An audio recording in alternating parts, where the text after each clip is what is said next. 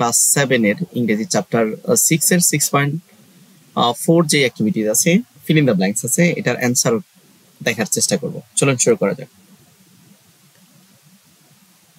প্রথমে আমরা এই সেকশনটা দেখে নিই। এখানে বলছে রিড দ্য কনভারসেশন অ্যাগেইন। আমরা এর আগে যে রোদসী এবং কনকর যে কনভারসেশন ছিল এটা আবার পড়তে বলছে। Complete the following sentences with the meaningful word and phrase, এবং এই যে অসম্পূর্ণ বাক্যগুলো আছে সেগুলো কমপ্লিট করতে বলছে। Rodoshi and Konko are talking about. Rodoshi এবং কনকো কি নিয়ে কথা বলছিল?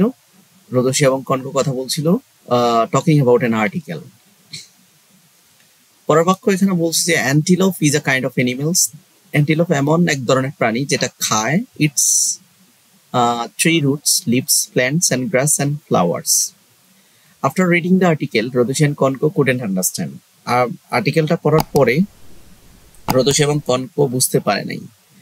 কি বুঝতে পারে নাই? What is antelope? অ্যান্টিলোপটা অ্যাকচুয়ালি কি?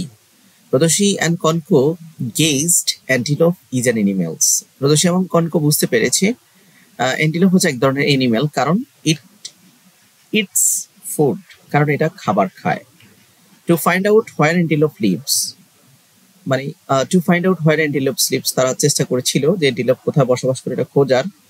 In many countries in Africa and Eurasia.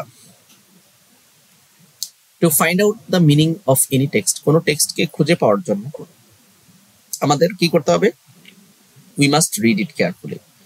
Picture and headline কেন প্রয়োজন? Are needed to understand the purpose of the article easily. কোনো টেক্সটকে প্রপারলি বোঝার জন্য আমাদেরকে পিকচার বা হেডলাইন দরকার।